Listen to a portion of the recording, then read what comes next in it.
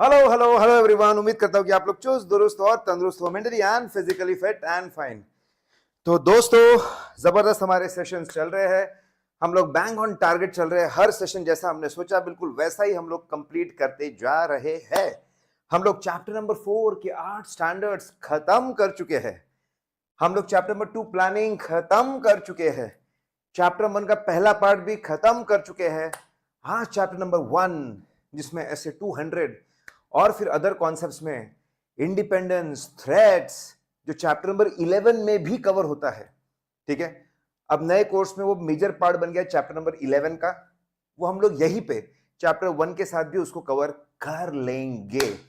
I hope you guys are enjoying this sessions a lot. आपको एक जबरदस्त boost मिल रहा है, एक जबरदस्त बूस्ट मिल रहा है आपकी तैयारी में। कॉन्सेप्ट्स आपके फ्रेश हो जा रहे हैं। मेरी बात मानिएगा दोस्तों, क्यूमुलेटिव रिवीजन जरूर करते रहिएगा और क्यूमुलेटिव ओवरव्यू भी। क्यूमुलेटिव रिवीजन अगर आप 2 दिन का क्यूमुलेटिव रिवीजन कर सके, जितना हम लोगों ने 2 दिन में कवर किया वो क्यूमुलेटिव रिवाइज कर सके अगर आप, और क्यूमुलेटिव ओवरव्यू उसके पहले। क्यूमुलेटिव ओवरव्यू मतलब जो भी बड़ा बस पलटा थे, हाँ ऐसा ऐसा था, ऐसा ऐसा था, ऐसा था, ऐसा ऐसा था। जितने इतने टॉपिक कॉन्सेप्ट हमने किए उतने उतने आप फटाफट फटाफट फटाफट करते जाइए। ठीक है, और जैसे हमारा ये खत्म होगा, जैसे हमारे रैपिड रिवीजन के सेशंस खत्म होंगे 20 घंटे के अंदर जहां पे हम ऑडिट कंप्लीट कर रहे हैं, ताकि आप एग्जाम के एक दिन पहले भी इसको स्पीड बढ़ाकर बड़े आसानी से कवर कर सके। उसके बाद दोस्तों हमारा रहेगा बहुत ज्यादा इंपॉर्टेंट 250 इंपॉर्टेंट क्वेश्चंस। और एक खुशी की बात, आप लोगों को फाड़ू चार्ट बुक भी मिल रहा है। यस, 75% कोर्स कर करना फाड़ू चार्ट बुक आप लोगों को मिल रहा है। जो भी बच्चे एनरोल जो भी बच्चों ने एनरोल किया था लेक्चर्स के लिए, उनको तो उनके घर पे मिल जाएगा। बाकी लोग भी चिंता ना करें, हम लोग एक गिव अवे ला रहे हैं हमारे तरफ से, तो बाकी लोग भी इसका फायदा उठा पाएंगे। ये चार्ट्स आपको इस रिवीजन में भी काम आएंगे, आपको परम क्वेश्चन बैंक की रिवीजन में भी काम जरूर आएंगे। Okay okay guys, great. Amogh ने बहुत सारी चीजें खुद कवर कर ली है, बहुत बढ़िया बात है, खुशी की बात है भाई। लेकिन मैं तो जरूर आप लोगों को करवाऊंगा। आइए चलिए आज के एजेंडा पे हम लोग आगे बढ़ते हैं। Now types of standards. Standards होते क्या है? ठीक है, आप बहुत सारी रिसर्च करने के बाद में प्रिंसिपल्स को बहुत सिस्टमैटिकली कोडिफाई एक जगह पे लिखा हुआ है कि कैसे काम करना चाहिए, दे आर कॉल्ड स्टैंडर्ड्स। तो रिसर्च करके जो प्रिंसिपल्स बने उसको कोडिफाई करके अच्छे से लिखा हुआ है, उसको स्टैंडर्ड्स बोला जाता है। अगर हम बात करें तो स्टैंडर्ड्स को हम लोग दो इसमें बांट सकते हैं। एंगेजमेंट स्टैंडर्ड्स, अलग अलग असाइनमेंट्स को परफॉर्म कैसे करना, अलग अलग असाइनमेंट्स को परफॉर्म कैसे करना, उसके लिए हमारे पास एंगेजमेंट स्टैंडर्ड्स होते हैं। और फिर क्वालिटी बरकरार कैसे रखना है, इसके लिए हमारे पास स्टैंडर्ड्स ऑन क्वालिटी कंट्रोल होते हैं। तो दो ब्रॉड इसमें हम लोगों ने बांट दिया। अब अगर मैं बात करूं एंगेजमेंट स्टैंडर्ड्स की, तो एंगेजमेंट स्टैंडर्ड्स को हम लोग दो इसमें और बांट सकते हैं, अश्योरेंस सर्विसेज और related services. Sir assurance services क्या होता है? कोई भी ऐसी सर्विस जिसमें हम किसी भी इंफॉर्मेशन के ऊपर, फाइनेंशियल स्टेटमेंट के ऊपर रिपोर्ट करते हैं, ओपिनियन देते हैं, जिससे सामने वाले का विश्वास बढ़ जाता है फाइनेंशियल स्टेटमेंट पे। तो कोई भी ऐसा असाइनमेंट जिसमें हम लोग रिपोर्ट करते हैं on reliability of the information, जिसमें हम कमेंट करते हैं रिलायबिलिटी ऑफ द इंफॉर्मेशन, इससे पढ़ने वालों का विश्वास बढ़ जाता है। ठीक है, उसको हम लोग बोलते हैं अश्योरेंस सर्विसेज। डिटेल में उसका डेफिनेशन हम लोग देखेंगे। They are called assurance services. Once again, कोई भी ऐसा असाइनमेंट जिसमें हम इंफॉर्मेशन की रिलायबिलिटी के बारे में बात करें, उसको कंफर्म करने की बात करें, उसको हम अश्योरेंस सर्विसेज बोलते हैं। अगर आप ऑडिट कर रहे हो हिस्टोरिकल इंफॉर्मेशन का, हिस्टोरिकल इंफॉर्मेशन मतलब क्या? हिस्टोरिकल इंफॉर्मेशन मतलब फाइनेंशियल इंफॉर्मेशन जो आपको बुक्स ऑफ अकाउंट से मिलती है।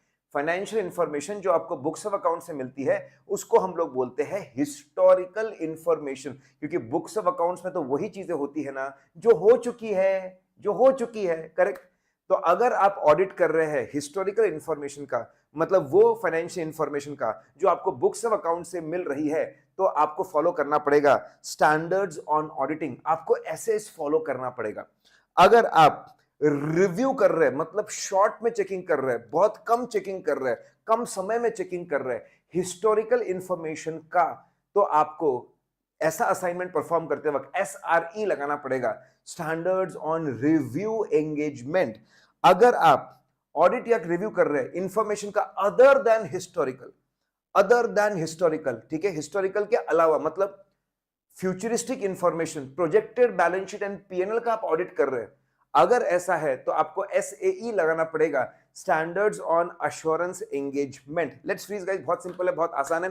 स्टैंडर्ड्स को मोटा मोटी दो इसमें बांटा हुआ है, एंगेजमेंट स्टैंडर्ड्स और standards on quality control. Engagement standard को दो इसमें बांटा हुआ है, अश्योरेंस स्टैंडर्ड्स और रिलेटेड स्टैंडर्ड्स। अब अश्योरेंस स्टैंडर्ड्स मतलब क्या? What do you mean by assurance standards? ऐसे स्टैंडर्ड्स, करेक्ट, ऐसे assurance services and related services. Now assurance service के अंदर अगर आप ऑडिट कर रहे हैं हिस्टोरिकल इंफॉर्मेशन का तो ऐसे फॉलो करना पड़ेगा, अगर आप रिव्यू कर रहे हैं हिस्टोरिकल इंफॉर्मेशन का तो आपको SRE फॉलो करना पड़ेगा। अगर आप ऑडिट या रिव्यू कर रहे इंफॉर्मेशन अदर देन हिस्टोरिकल तो आपको SAE फॉलो करना पड़ेगा, स्टैंडर्ड्स ऑन अश्योरेंस एंगेजमेंट। आगे अगर आप अश्योरेंस नहीं दे रहे, आप इंफॉर्मेशन की रिलायबिलिटी पे कमेंट नहीं कर रहे, आप किसी को भरोसा नहीं दिला रहे, किसी का कॉन्फिडेंस आप नहीं बढ़ा रहे, ठीक है, लेकिन जो नॉलेज और स्किल्स लगते हैं, जो नॉलेज और स्किल्स है बिल्कुल वैसे ही है, आपको अकाउंटिंग नॉलेज लग रहा है, ठीक है, उसी तरह की नॉलेज और स्किल्स आपको लग रहे हैं, तो फिर उसको ऐसे असाइनमेंट्स को हम बोलते हैं रिलेटेड सर्विसेज। अगर आपको रिलेटेड सर्विसेज परफॉर्म करना है तो आपको SRS लगाना पड़ेगा, स्टैंडर्ड्स ऑन रिलेटेड सर्विसेज, ठीक है। फिर अगर आपको क्वालिटी बरकरार रखनी है, सभी अश्योरेंस और रिलेटेड असाइनमेंट्स की सबकी क्वालिटी बरकरार रखनी है, सभी असाइनमेंट्स की क्वालिटी बरकरार रखने के लिए हमारे पास में SQC है, standards on quality control. Guys इसके बारे में हम लोग चैप्टर नंबर 11 में इन डेप्थ देखने वाले हैं, पूरा का पूरा नए कोर्स में SQC1 के ऊपर बहुत सारी बातें दी हुई है, वहां पे हम लोग देंगे। लेट्स फ्रीज गाइस, हम लोग टाइप्स ऑफ स्टैंडर्ड देख चुके हैं, एंगेजमेंट स्टैंडर्ड में हम लोग टाइप्स ऑफ सर्विसेज देख चुके हैं, और अलग अलग असाइनमेंट को अलग अलग स्टैंडर्ड्स लगते हैं वो देख चुके हैं, क्वालिटी के लिए कौन सा है वो देख चुके हैं। एक आखिरी चीज मैं बता दूं क्विकली, अगर स्टैंडर्ड्स की रेंज 1 to 99 है तो क्या है? SQC। अगर स्टैंडर्ड्स की 100 से 999 है तो क्या है? Standards on auditing. अगर 2000 से 2699 तो क्या है? Standards on review engagement. 3000 to 3699 standards on assurance engagement. 4000 to 4699 standards on ठीक है, स्टैंडर्ड्स ऑन रिलेटेड सर्विसेज। तो अब हम जानते हैं कितने प्रकार के स्टैंडर्ड्स हैं और हर स्टैंडर्ड क्यों बनाया गया है, कहां पे एप्लीकेबल होता है। ये बहुत फेमस क्वेश्चन है, टाइप्स ऑफ स्टैंडर्ड समझाइए, बहुत बार ये पूछा जाता है दोस्तों। गाइस एंजॉय करते जाइए, ठीक है, कॉन्सेप्ट्स को सुनते जाइए, आगे बढ़ते जाइए। अब इस बार इन्होंने अश्योरेंस एंगेजमेंट और उसके एलिमेंट्स, ठीक है, अश्योरेंस एंगेजमेंट मतलब क्या और उसके एलिमेंट्स क्या होते हैं, इस बार नए कोर्स में उन्होंने उसके ऊपर एम्फसाइज किया। आइए एक छोटा सा चार्ट है आपके सामने दिख रहा है, बहुत ही सिंपल है, ठीक है। सर आपका ये एरोप्लेन उड़ता क्यों रहता है? क्या बताऊं, मुझे भी नहीं मालूम कि मेरा एरोप्लेन उड़ता क्यों रहता है, ठीक है। आइए ध्यान दीजिए, एलिमेंट्स ऑफ अश्योरेंस एंगेजमेंट, मैंने आपको ऐसे बताया, कोई भी ऐसा असाइनमेंट जहां पे आप रिलायबिलिटी के बारे में कमेंट करते हो, सामने वाले को अश्योर करते हो, सामने वाले का कॉन्फिडेंस इंप्रूव करते हो, उसको हम लोग अश्योरेंस एंगेजमेंट बोलते हैं, बहुत ही सिंपल शब्दों में। इसमें 3 तरह की पार्टीज अश्योरेंस एंगेजमेंट में, हमेशा हम लोग क्या पढ़ रहे हैं अभी? Elements of assurance engagement. Exam में आपको आ सकता है elements of assurance engagement. Assurance engagement में 3 तरह की पार्टीज होती है, we have 3 types of parties. 3 तरह की पार्टीज होती है दोस्तों। सबसे पहला, जो बंदा फाइनेंशियल स्टेटमेंट को, फाइनेंशियल इंफॉर्मेशन को एग्जामिन करता है, चेक करता है, उसको हम लोग बोलते हैं practitioner. He is no one but chartered accountant. फिर वो लोग जिनकी जिम्मेदारी है फाइनेंशियल इंफॉर्मेशन को, फाइनेंशियल स्टेटमेंट को रेडी करना, बनाना, ठीक है, उसको हम लोग बोलते हैं responsible party. That is nothing but management, responsible party. और वो लोग जो हमारी रिपोर्ट्स को पढ़ते हैं, पढ़कर उनका कॉन्फिडेंस बढ़ जाता है फाइनेंशियल स्टेटमेंट पे, हमारी क्लीन रिपोर्ट पढ़कर उनका कॉन्फिडेंस बढ़ जाता है, हमारी क्वालिफाइड रिपोर्ट पढ़कर उनका कॉन्फिडेंस कम हो जाता है, वो हमारे हैं इंटेंडेड यूजर्स। 3 तरह की पार्टी, चेकिंग करने वाला प्रैक्टिशनर, फाइनेंशियल स्टेटमेंट बनाने वाला रिस्पॉन्सिबल पार्टी, रिपोर्ट पढ़ने वाला इंटेंडेड यूजर। 4 तरह के डॉक्यूमेंट्स, 3 तरह की पार्टीज है, 4 तरह के डॉक्यूमेंट्स है। जिस चीज की चेकिंग की जा रही है, ठीक है, रिस्पॉन्सिबल पार्टी जिस चीज को बनाती है, जिस चीज की चेकिंग की जा रही है, उसको बोलते हैं subject matter. Subject matter is nothing but financial statements. That is nothing but financial statement. जब भी हमको किसी चीज को चेक करना होता है, हम अल्टीमेटली उसको कंपेयर करते हैं. सपोज किसी स्टूडेंट का परफॉर्मेंस चेक करना है, तो हम टॉपर से कंपेयर करते हैं, इसको कितने मार्क्स मिले, टॉपर को कितने मिले थे. जब भी हम किसी चीज को चेक करते हैं ना, अल्टीमेटली हम उसको कंपेयर करते हैं किसी स्टैंडर्ड चीज से. यहां पे उसका मतलब है क्राइटेरिया. ठीक है, सब्जेक्ट मैटर को हमको चेक करना है, जिस चीज से हम उसको कंपेयर करेंगे, जिस चीज से हम उसको मैच करेंगे, उसको क्राइटेरिया बोला जाता है. Criteria is nothing but applicable financial reporting framework. That is nothing but accounting standards plus schedule 3 या फिर accounting standard plus Ind AS. ये हमारा क्राइटेरिया होता है. ठीक है, तो वो चीज जिससे हम चीजों को कंपेयर करते हैं, जिसके प्रिंसिपल से चीजों को कंपेयर करते हैं, जिसके हिसाब से हम देखते चीजें बराबर है कि नहीं, उसको क्राइटेरिया बोला जाता है. That is nothing but schedule 3 plus accounting standards plus schedule 3. फिर हम लोग ढेर सारा फाइलें भरते हैं, ढेर सारी इंफॉर्मेशन इकट्ठा करते हैं. Sufficient appropriate audit evidence, sufficient and appropriate audit evidence हम लोग इकट्ठा करते हैं. एंड फाइनली दोस्तों we make a report. Finally we make a report for the intended users.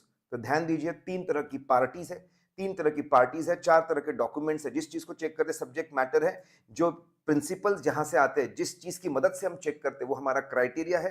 That is nothing but applicable framework. और जो हम बहुत सारे सबूत इकट्ठा करते हैं, वो सफिशिएंट अप्रोप्रिएट ऑडिट एविडेंस है. और हम लोग जो चीज बनाते हैं, दैट इज अवर रिपोर्ट, जिसको पढ़कर लोग भरोसा करते हैं फाइनेंशियल स्टेटमेंट्स के ऊपर. बस इन चीजों को मिक्स करके आपकी अश्योरेंस की डेफिनेशन बन जाएगी. इन चीजों को मिक्स करके आपकी अश्योरेंस की डेफिनेशन बन जाएगी. तो आपको बहुत सिंपल, आराम से, कोई रटने की जरूरत नहीं है. अश्योरेंस असाइनमेंट एक असाइनमेंट है जिसमें प्रैक्टिशनर सब्जेक्ट मैटर को चेक करता है. वो चेक करता है with the help of criteria. ये सब्जेक्ट मैटर रिस्पॉन्सिबल पार्टी बनाती है. चेकिंग करने के बाद वो सफिशिएंट अप्रोप्रिएट एविडेंस इकट्ठा करता है, फिर वो रिपोर्ट बनाता है. इंटेंडेड यूजर रिपोर्ट पढ़ते हैं. बस इनको ध्यान रखना है. और एक एक करके कौन सी पार्टी क्या काम करती है, डॉक्यूमेंट्स का क्या रोल है, आप लिखते जाइए, आपकी डेफिनेशन बढ़ जाएगी. भाई टेक्निकल डेफिनेशन पढ़ते पढ़ते ना बाल गिर जाएंगे और कुछ याद नहीं रहने वाला. इतना रट्टा नहीं मारते, इतना याद रख सकते. तो आपको डेफिनेशन बतानी पड़ेगी. तीन तरह की पार्टीज है, एक एक लाइन में बताना पड़ेगा पार्टीज क्या करती. चार तरह के डॉक्यूमेंट है, एक एक लाइन में बताना पड़ता है कि डॉक्यूमेंट क्या करते हैं. ठीक है, बस इतना मोर देन सफिशिएंट है दोस्तों. आ जाइए, types of assurance engagement. Types of assurance engagement. कितने तरह के अश्योरेंस एंगेजमेंट होते हैं? तो बोले दो तरह के अश्योरेंस एंगेजमेंट होते हैं. पहले लेवल ऑफ अश्योरेंस. दो तरह के अश्योरेंस एंगेजमेंट होते हैं. एक होता है रीजनेबल अश्योरेंस एंगेजमेंट और एक होता है लिमिटेड अश्योरेंस एंगेजमेंट. एक होता है रीजनेबल अश्योरेंस एंगेजमेंट और एक होता है लिमिटेड अश्योरेंस एंगेजमेंट. ठीक है, रीजनेबल अश्योरेंस एंगेजमेंट में हाई लेवल ऑफ अश्योरेंस होता है. लिमिटेड अश्योरेंस एंगेजमेंट में उससे कम होता है, मॉडरेट लेवल ऑफ अश्योरेंस होता है. एक में हाई लेवल ऑफ अश्योरेंस है, एक में मॉडरेट लेवल ऑफ अश्योरेंस है. फिर आगे प्रोसीजर, एक में एक्सटेंसिव प्रोसीजर्स परफॉर्म करते हैं, बहुत सारी प्रोसीजर्स परफॉर्म करते हैं. दूसरे में बहुत कम प्रोसीजर्स परफॉर्म करते हैं, बहुत ही कम प्रोसीजर्स. इनफैक्ट दो ही चीजें हम लोग करते हैं. इंक्वायरी, पूछताछ करते हैं, ये इंक्रीज क्यों हुआ है, ये डिक्रीज क्यों हुआ है, ये डिफरेंस इतना क्यों है, ये डिफरेंस, ठीक है, ये मैच क्यों नहीं हो रहे. सिर्फ पूछताछ करते हैं. और एनालिटिकल प्रोसीजर्स, कंपैरिजन खेलते हैं. पिछले साल से कंपैरिजन, ओपनिंग बजट से कंपैरिजन, दूसरों से कंपैरिजन. बस दो ही चीजें करते हैं हम लोग रीजनेबल अश्योरेंस, आपके लिमिटेड अश्योरेंस एंगेजमेंट में. कंक्लूजन कैसा होता है? रीजनेबल लेवल का कंक्लूजन होता है.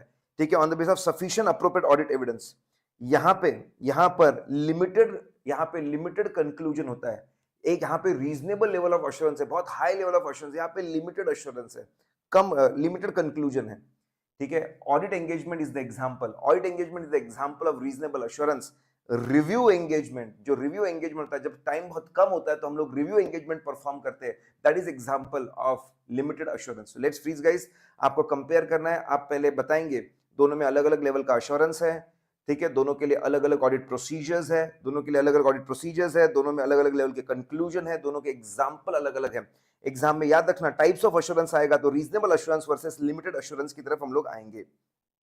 ठीक है, अब थोड़ी थोड़ी बातें स्टैंडर्ड्स ऑन ऑडिटिंग. अरे भाई, स्टैंडर्ड्स ऑन ऑडिटिंग में आपके एग्जाम्पल्स, अब आपको बहुत सारे एग्जाम्पल्स आपको पता है, आप एग्जाम्पल्स आप लिख सकते हो। स्टैंडर्ड ऑडिटिंग में कवर क्या होता है? पूरी ऑडिट प्रोसेस कवर होती है, पूरी ऑडिट प्रोसेस कवर होती है भाई साहब इसमें, ठीक है। आपके इनिशियल फेज में एक्सेप्ट करे या ना करे उसके बारे में, एंगेजमेंट बनाए उसके बारे में, इनिशियल फेज में, इनिशियल फेज होने के बाद में प्लानिंग फेज में रिस्क असेसमेंट के बारे में, फिर एग्जीक्यूशन फेज में हम ऑडिट प्रोसेस परफॉर्म करके एविडेंस लेते हैं, ठीक है, फिर फाइनली हम लोग ओपिनियन बनाते हैं एंड अदर्स।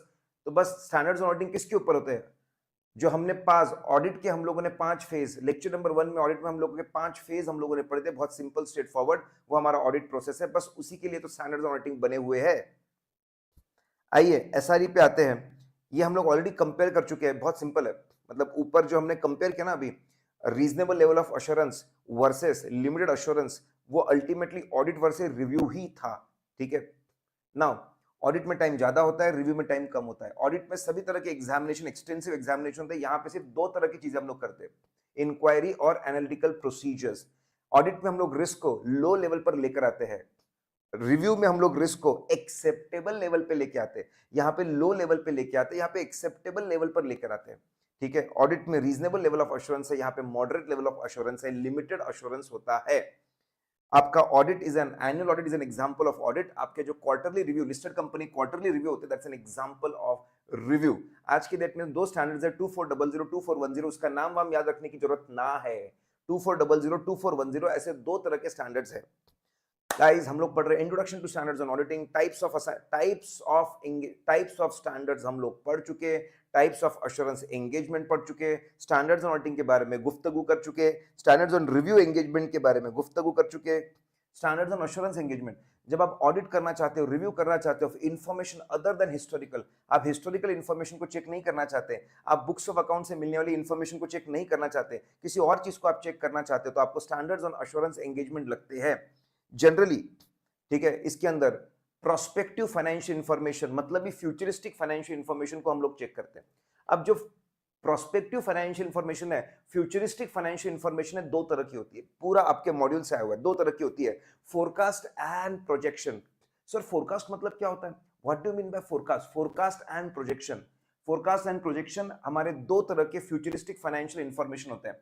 जब हम लोग हिस्टोरिकल डेटा, प्रेजेंट सर्कमस्टांसेस सब कुछ देखकर best estimate assumption, most realistic best estimate assumption जिसके होने के चांसेस बहुत ज्यादा है, वो अजम्पशंस लेकर जब हम लोग अगले 4 साल 5 साल के फाइनेंशियल स्टेटमेंट्स बनाते हैं, उनको बुलाता है फोरकास्ट। जब हम लोग हाइपोथेटिकल अजम्पशन लेते हैं, कुछ भी हमारे मन से एसोसिएशन, कुछ भी हमारे मन से हम लोग अजम्पशन लेते हैं, इंडिया के बाहर बिजनेस शुरू किया तो, पूरी टेक्नोलॉजी बदल दी तो, ऐसा कर दिया तो, वैसा कर दिया तो, हाइपोथेटिकल अजम्पशन लेके जब हम लोग फ्यूचर की फाइनेंशियल इंफॉर्मेशन बनाते हैं, फाइनेंशियल स्टेटमेंट को बनाते हैं, उसको प्रोजेक्शन बोला जाता है। एनालिसिस के लिए ये भी जरूरी होते हैं। तो आपके फ्यूचर के जो फाइनेंशियल स्टेटमेंट्स है वो 2 प्रकार के हो सकते हैं, फोरकास्ट या फिर प्रोजेक्शन। फोरकास्ट या फिर बेस्ट एस्टिमेट के बेस पे जो बने वो फोरकास्ट है, और जो हाइपोथेटिकल अजम्पशन के ऊपर बने वो आपका प्रोजेक्शन है, ठीक है। आपके हिस्टोरिकल इंफॉर्मेशन मतलब जो चीजें हो चुकी है, पास्ट इवेंट्स की अकाउंटिंग के बेसिस पे, जो चीजें हो चुकी है उसकी अकाउंटिंग के बेसिस पे हिस्टोरिकल इंफॉर्मेशन बनती है, जबकि फ्यूचर इवेंट्स, फ्यूचर में क्या होने वाला है उसके अजम्पशंस के बेसिस पे प्रोस्पेक्टिव इंफॉर्मेशन बनता है। 3 तरह के स्टैंडर्ड्स है, अंदर घुसने की जरूरत नहीं है। 3400, 3402, 3420, दैट्स इट। कोई अंदर मत घुसिए, क्योंकि फाइनल के कोर्स में बेटा एक एक चैप्टर है, this is separate chapter. 2000 series पे सेपरेट चैप्टर है, 3000 पे सेपरेट है, 4000 पे सेपरेट है। जब आप किसी प्रकार का अश्योरेंस नहीं दे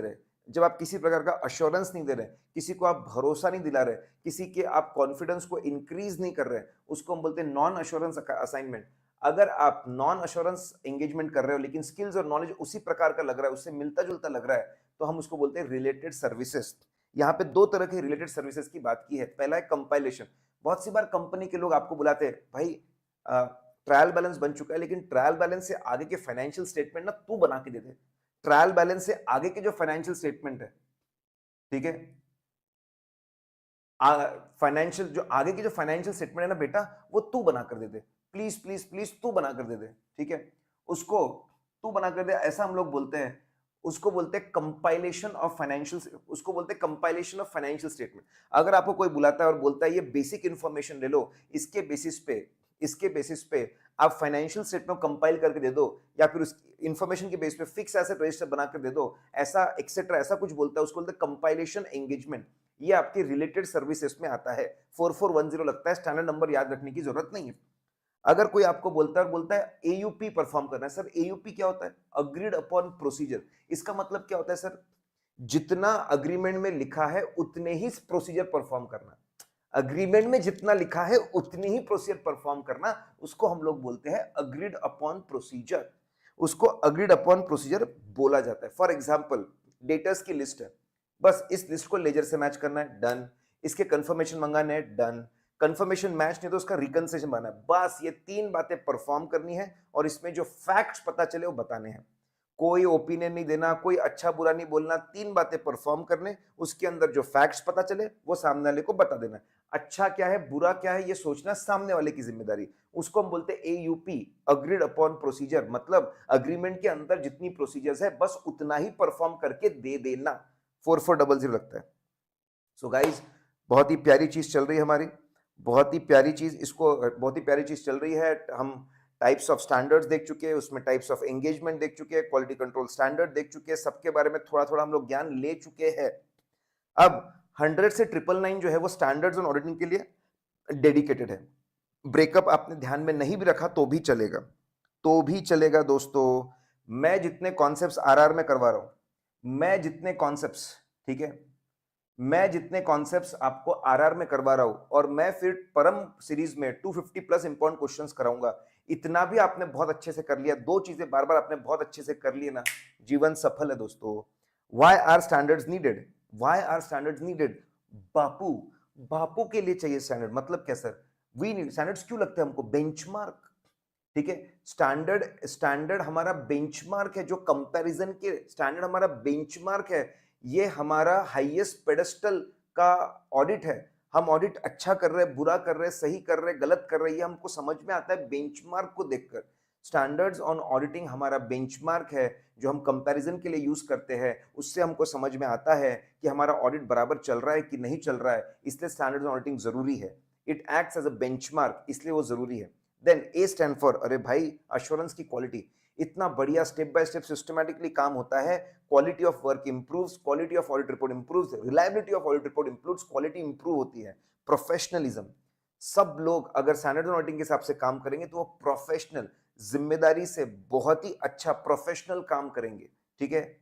यू फॉर यूनिफॉर्मिटी, सब स्टैंडर्ड्स फॉलो करेंगे तो सब लोग एक जैसा ऑडिट करेंगे, एक लेवल का ऑडिट करेंगे, क्वालिटी का ऑडिट करेंगे। स्टैंडर्ड्स ऑन ऑडिटिंग बहुत जरूरी है। इससे it acts as a benchmark, जिसको जिसको पढ़कर, जिसको कंपेयर करके हम लोग समझते हैं हम बराबर काम कर रहे हैं कि नहीं। ऑडिट की क्वालिटी इंप्रूव होती है, प्रोफेशनलिज्म से लोग काम करते हैं और सब लोग एक जैसा काम करते हैं, यूनिफॉर्मिटी से काम करते हैं। आइए, duties in relation to engagement quality control standard. क्या जिम्मेदारी है हमारी स्टैंडर्ड्स के प्रति? ये ऐसे 200 में भी पढ़ सकते हैं, या फिर हम, मैंने इसको इस पार्ट में कवर किया, इंट्रोडक्शन स्टैंडर्ड। क्या ड्यूटी हमारे एंगेजमेंट क्वालिटी स्टैंडर्ड्स के प्रति, हमारी क्या ड्यूटी है? सबसे पहली ड्यूटी अदरंस मैंडेटरी। सभी चार्टर्ड अकाउंटेंट्स को अपना अश्योरेंस सर्विसेज देते, अश्योरेंस और रिलेटेड सर्विसेज देते वक्त सभी स्टैंडर्ड्स को फॉलो करना मैंडेटरी है। following all the standards is mandatory unless it is ineffective। कहीं पे आपको लगे कि ये स्टैंडर्ड्स इतना मजेदार नहीं है, इतना अच्छा काम नहीं कर रहा, तो वहां पे आप उसको छोड़ सकते हो। फॉर एग्जांपल, आपने देखा, ठीक है, कि भाई इंटरनल ऑडिटर जो है वो तो पास डायरेक्टर है, उस पर इतना भरोसा नहीं कर सकते, तो हम 610 को इग्नोर कर सकते हैं, 610 को डंप कर सकते हैं, इग्नोर कर सकते हैं, डंप कर सकते हैं। 610 को हमको लगाने की जरूरत नहीं है, क्योंकि हमको पता है इंटरनल ऑडिटर इतना अच्छा बंदा नहीं है, ठीक है। तो मैंडेटरी है, लेकिन कभी कभी हम दामन छोड़ देते हैं, साथ छोड़ देते हैं, अगर हमको लगता कि वो स्टैंड इतना इफेक्टिव नहीं है, इतना अच्छा नहीं है। फिर क्या करना है? डॉक्यूमेंटेशन। जैसे स्टैंडर्ड्स को फॉलो करना मैंडेटरी है, आप जो भी स्टैंडर्ड्स फॉलो कर रहे हैं उसके लिए आपको डॉक्यूमेंट्स मेंटेन करना मैंडेटरी है, ताकि पूरे दुनिया को हम प्रूव कर सके कि हमने जो काम किया as per standards on auditing के हिसाब से किया। आपको डॉक्यूमेंट और दो चीजों करना पड़ेगा, ठीक है। अगर आप स्टैंडर्ड्स के अंदर कोई प्रोसीजर को फॉलो नहीं करते, आप ऑल्टरनेटिव प्रोसीजर, तो आपको डॉक्यूमेंट करना पड़ेगा कि भाई मैंने फिजिकल वेरिफिकेशन मुझसे ना हो पाया, इम्प्रैक्टिकल था, लेकिन मैंने उसकी जगह ये ऑल्टरनेटिव प्रोसीजर लगाई है। आपको बताना पड़ेगा कहाँ-कहाँ पे आप स्टैंडर्ड्स को फॉलो नहीं कर पाए और उसके जगह आपने कोई ऑल्टरनेटिव प्रोसीजर डॉक्यूमेंट करना पड़ेगा। डेविएशन फ्रॉम स्टैंडर्ड, कभी-कभी, ठीक है, डेविएशन जहाँ पे आप प्रोसीजर फॉलो नहीं कर पाए वो आपको बताना पड़ेगा, ये प्रोसीजर की जगह मैंने ये ऑल्टरनेटिव प्रोसीजर, कहीं-कहीं पे, ठीक है, आप डेविएशन फ्रॉम स्टैंडर्ड हो सकता है कि आप पूरा का पूरा स्टैंडर्ड फॉलो ना करें। कहीं-कहीं पे कोई प्रोसीजर हो सकता है फॉलो पूरा का पूरा स्टैंडर्ड फॉलो ना करें। फॉर एग्जांपल हमारा बहुत लेट अपॉइंटमेंट हुआ है, पुराने बंदे की अचानक डेथ हो गई, अब हमारा अपॉइंटमेंट हुआ है, इन्वेंट्री का फिजिकल वेरिफिकेशन का टाइम हो चुका है, जा चुका है, पूरा जा चुका है, ठीक है? तो फिर ऐसे 501 लगाना हमारे लिए पॉसिबल नहीं है इन्वेंट्री का, तो हम बोलेंगे ठीक है भाई इसको हम नहीं लगा सकते, हम डेविएट कर देंगे, उसको नहीं परफॉर्म करेंगे, ठीक है? तो बहुत सिंपल है दोस्तों, पहले तो सभी स्टैंडर्ड्स को फॉलो करना मैंडेटरी है, मैंडेटरी अनलेस कोई स्टैंडर्ड इनइफेक्टिव इतने काम का नहीं हो। पूरा डॉक्यूमेंटेशन जरूरी है, इनफैक्ट कौन सी प्रोसीजर फॉलो नहीं की, ऑल्टरनेटिव क्या फॉलो किया वो भी बताना पड़ेगा। स्टैंडर्ड्स ऑल्टरनेटिव को आपने फॉलो ही नहीं किया कहाँ-कहाँ पे वो भी आपको बताना पड़ेगा। रिपोर्टिंग करनी पड़ेगी, ठीक है? जहां-जहां पे भी आप स्टैंडर्ड्स को फॉलो नहीं कर पाए, डेविएशन मतलब फॉलो नहीं कर पाए, वो आपको बताना पड़ेगा, ये स्टैंडर्ड मैं फॉलो नहीं कर पाया। लेकिन ध्यान रखना, ठीक है? बस मैं standards there should be valid reason for not following the standards. ध्यान रखना वैलिड रीजन होना चाहिए, जस्टिफाइड जेन्युइन रीजन होना चाहिए कि मैं क्यों स्टैंडर्ड को फॉलो नहीं कर पाया।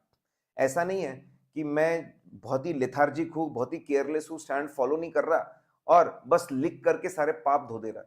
डिस्क्लोज करना मैं स्टैंड फॉलो नहीं कर पाया, ठीक है, इज नॉट अ सॉल्यूशन, ये सॉल्यूशन नहीं है नॉन कंप्लायंस का, ठीक है। लेट्स फ्रीज गाइस, एग्जाम में अगर अदरंस के बारे में पूछते हैं तो 3 मुद्दों पे ध्यान देना पड़ेगा। पहला बोलेंगे अदरंस मैंडेटरी है, अनलेस कोई स्टैंड इतना इफेक्टिव नहीं है तो उसको छोड़ सकते हैं। डॉक्यूमेंटेशन मैंडेटरी है, इनफैक्ट डॉक्यूमेंट करना पड़ेगा कौन सी प्रोसीजर फॉलो नहीं की, उसके कौन सा ऑल्टरनेटिव और कहां पे स्टैंडर्ड आपने फॉलो ही नहीं किया। और रिपोर्टिंग आपको करनी पड़ती है, लेकिन ध्यान रखना जस्टिफाइड रीजन होना चाहिए कि आप क्यों चीजों को फॉलो नहीं कर पाए। ओनली रिपोर्ट करना is not a solution for not following standard. 3 बातें पे आपको बात करनी है।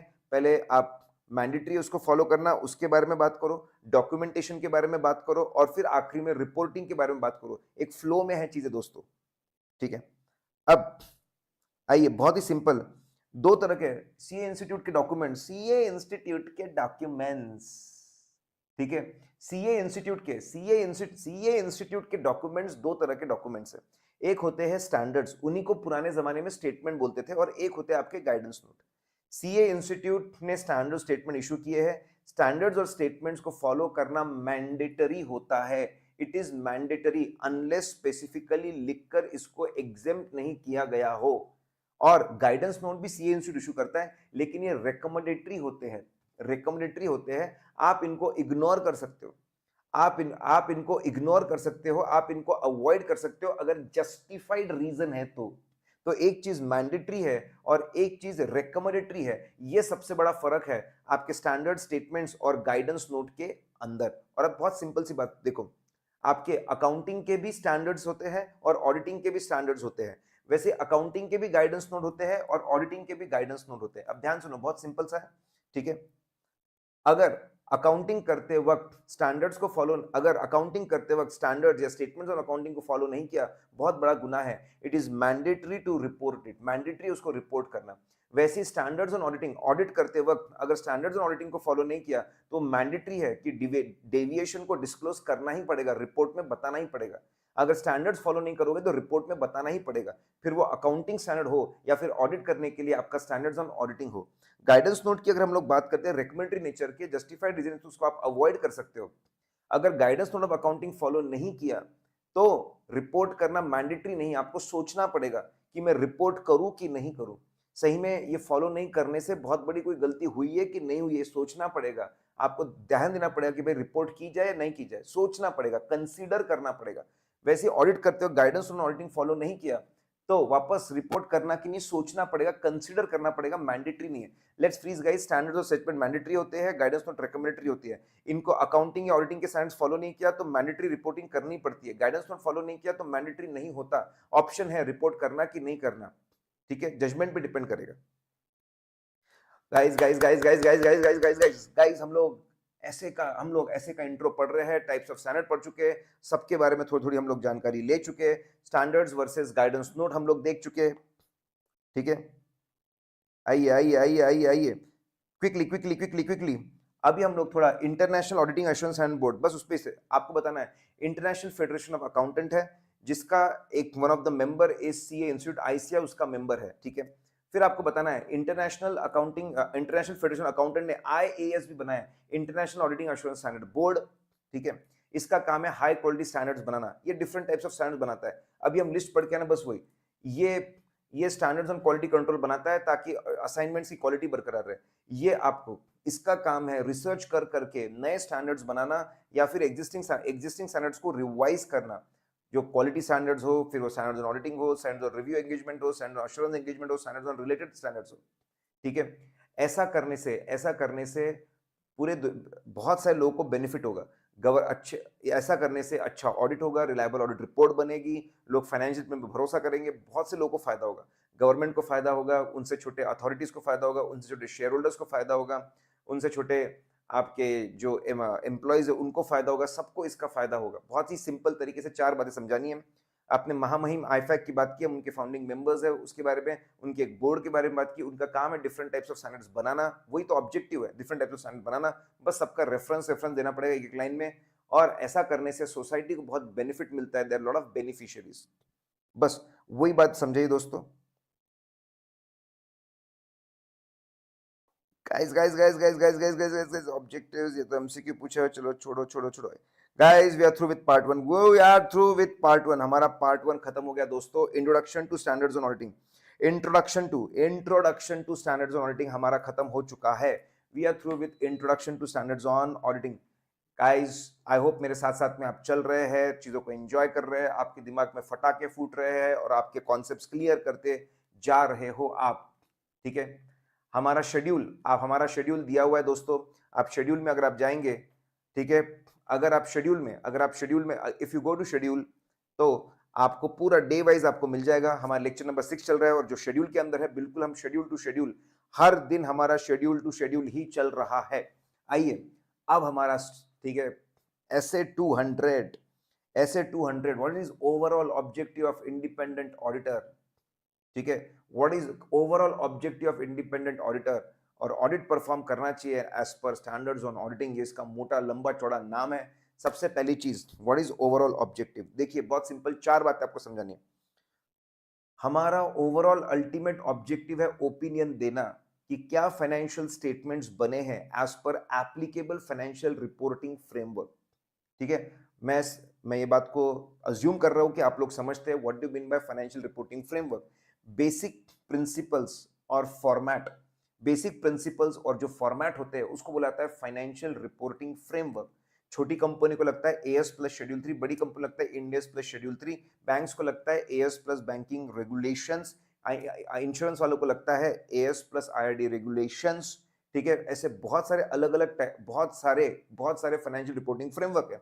सभी फ्रेमवर्क में से मैनेजमेंट जो फ्रेमवर्क को इंप्लीमेंट कर रहा है फाइनेंशियल स्टेटमेंट को बनाने में, उसको बोलते हैं एप्लीकेबल फाइनेंशियल रिपोर्टिंग फ्रेमवर्क। तो आपको बताना है ओवरऑल ऑब्जेक्टिव में नंबर वन हमारा ऑब्जेक्टिव होता है ओपिनियन देना वेदर फाइनेंशियल स्टेटमेंट्स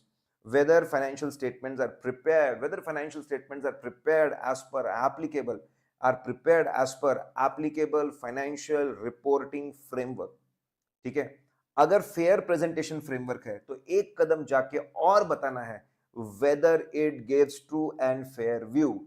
फ्रेमवर्क 2 प्रकार के होते हैं, फेयर प्रेजेंटेशन फ्रेमवर्क और कंप्लायंस फ्रेमवर्क। अगर फेयर प्रेजेंटेशन फ्रेमवर्क है तो एक कदम आगे जाके और बताना है whether it gives true and fair view. तो अल्टीमेट ऑब्जेक्टिव है ओपिनियन देना whether financial statement as per applicable framework, और अगर फेयर प्रेजेंटेशन फ्रेमवर्क है तो एक कदम आगे जाके और बताना है weather financial statements give true and fair view. इसके लिए हमको सारे मटेरियल आइटम्स को चेक करना पड़ेगा।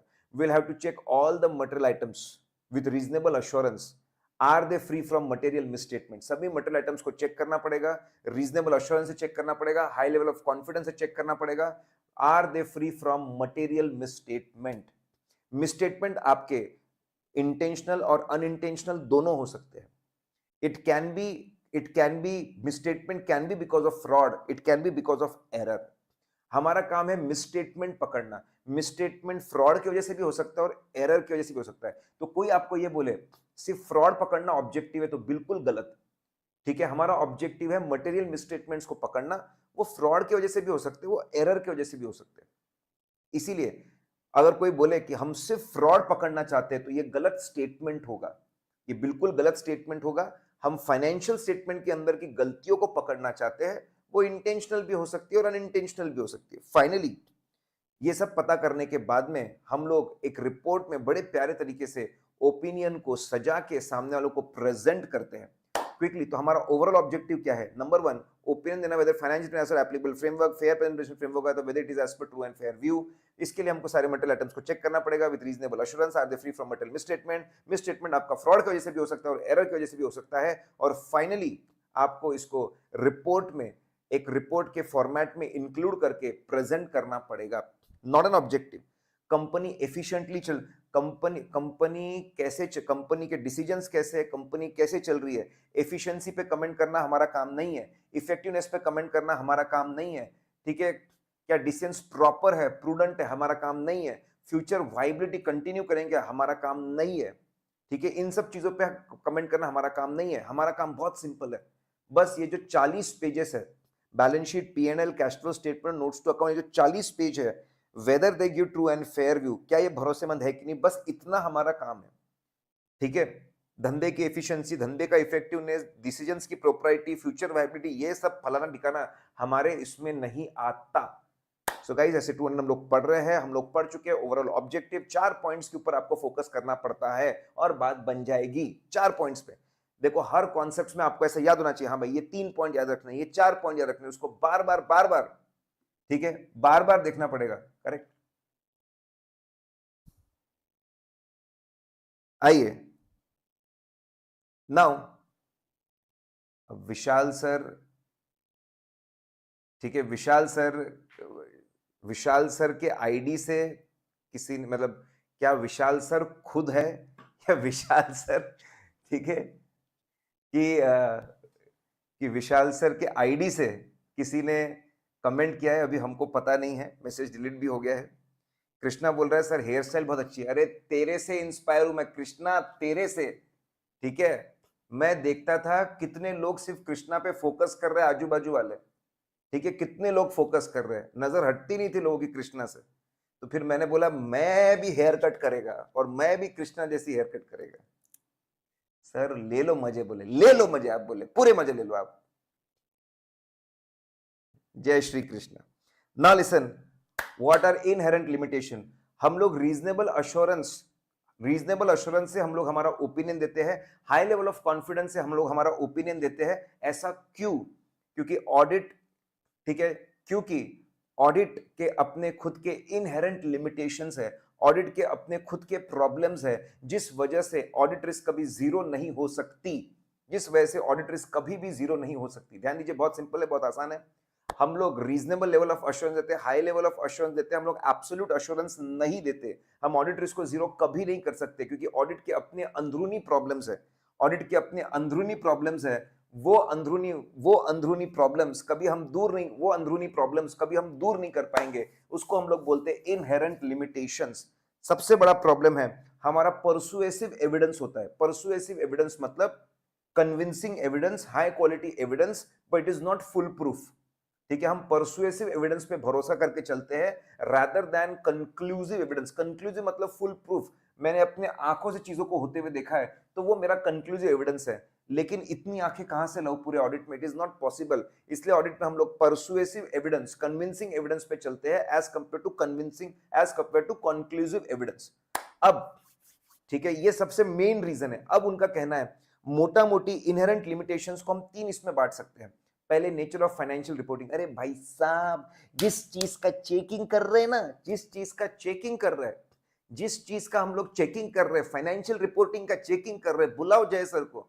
फाइनेंशियल, जिस चीज का हम लोग चेकिंग कर रहे हैं, जिस चीज का हम लोग चेकिंग कर रहे हैं, फाइनेंशियल स्टेटमेंट्स को, उसमें सबसे बड़ा प्रॉब्लम है पूरा जजमेंट के ऊपर बेस्ड है। Fix assets, investment, current assets, आपके करंट लायबिलिटीज, आपके प्रोविजंस, आपके इनकम एक्सपेंस, पूरी तरीके से जजमेंट के ऊपर बेस्ड है, अंदाजे के ऊपर बेस्ड है, एस्टिमेट्स के ऊपर बेस्ड है। हे भगवान, एस्टिमेट ही एस्टिमेट है और एस्टिमेट का बेसिक नेचर ही ये होता है कि वो गलत हो सकता है, वो गलत हो सकता है क्योंकि जो चीज को हम चेक कर रहे हैं उसके गलत होने के चांसेस काफी ज्यादा है। इसलिए हम लोग 100% अश्योरेंस से ओपिनियन नहीं दे सकते। उसमें भी डीएसआर, डिग्री ऑफ अनसर्टेनिटी, कुछ एस्टिमेट्स में अनसर्टेनिटी बहुत ज्यादा है, कुछ भी हो सकता है, इस पार या उस पार, 5 करोड़ या 500 करोड़, कुछ भी हो सकता है। कुछ में तो subjectivity changes from person to person. कुछ लोग के लिए कोई ब्रांड बहुत बड़ी बात होती है, कुछ लोग के लिए ब्रांड कोई इतनी बड़ी बात नहीं होती है। ठीक है, changes from person to person. भाई कुछ लोग आर्ट के दीवाने होते हैं, मेरे को तो जन्म में नहीं समझ में आया आर्ट के दीवाने लोग क्यों होते हैं, कैसे होते हैं। टैक्स प्लानिंग होती है वो समझ में आया, उसके अलावा तो कभी आर्ट नहीं समझ में आया मेरे को। फिर R stand for range of interpretation. भाई एक ही स्टैंडर्ड में चीजों को लगाने के कई तरीके, फीफो भी लगा सकते, फीफो भी लगा सकते, वेटेड भी लगा सकते, एसएलएम भी, डब्ल्यूडीबी, अरे भाई साहब कुछ भी लगा सकते हैं आप लोग। उस वजह से भी बहुत सारे इंटरप्रिटेशंस है। ठीक है, इंटरप्रिटेशन गलत हो सकता है, वो भी प्रॉब्लम है। Let's freeze guys. Inherent limitation में सबसे बड़ा प्रॉब्लम है फाइनेंशियल रिपोर्टिंग में, नेचर ऑफ फाइनेंशियल रिपोर्टिंग। आपकी जो फाइनेंशियल रिपोर्टिंग है, बुक्स ऑफ अकाउंट्स है, उसमें सबसे बड़ा प्रॉब्लम है फाइनेंशियल स्टेटमेंट्स आपके पूरे के पूरे जजमेंट के ऊपर बेस्ड है। ऊपर से डीएसआर, डिग्री ऑफ अनसर्टेनिटी अलग अलग है, सब्जेक्टिविटी इन्वॉल्व है, रेंज ऑफ इंटरप्रिटेशन इन्वॉल्व है। तो फाइनेंशियल स्टेटमेंट गलत होने के बहुत ज्यादा चांसेस है दोस्तों। फिर ये सबसे ज्यादा नेचर ऑफ ऑडिट प्रोसीजर, ये बार बार पूछा जाता है। नेचर ऑफ ऑडिट प्रोसीजर में प्रॉब्लम है, प्रैक्टिक और लीगल प्रॉब्लम है। अपन ने उसको बांट दिया मैनेजमेंट रिलेटेड और ऑडिटर रिलेटेड। मैनेजमेंट रिलेटेड क्या प्रॉब्लम है?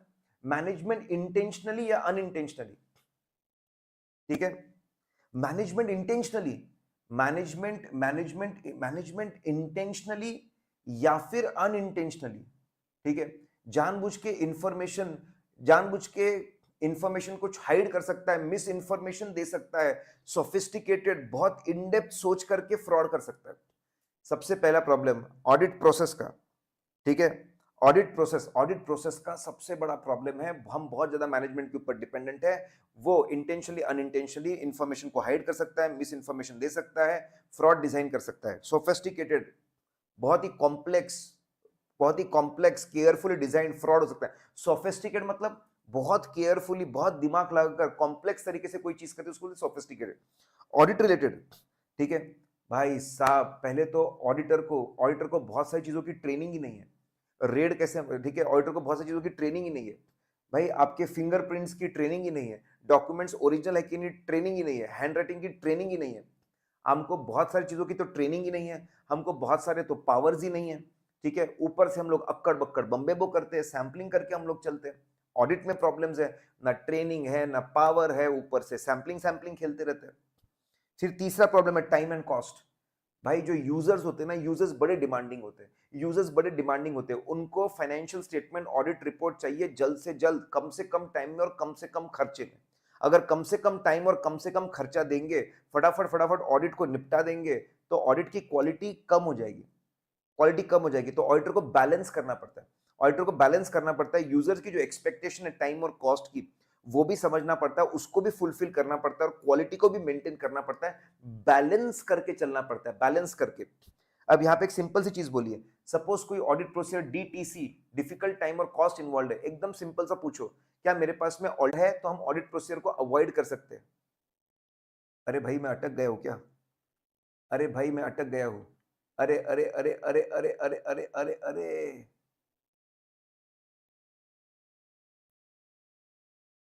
हाँ अरे भाई मैं बीच में अटक गया था भाई।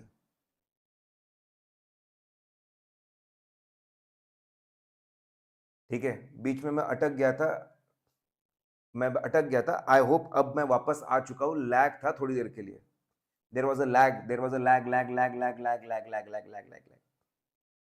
ठीक है, चलो कोई नहीं, अब मैं वापस आ चुका हूं मेरे हिसाब से।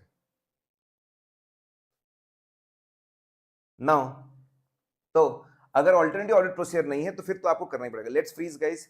इनहेरेंट लिमिटेशन सबसे बड़ा प्रॉब्लम है, जिसकी वजह से हम लोग 100% अश्योरेंस से चीजें नहीं दे पाते, अश्योरेंस नहीं दे पाते।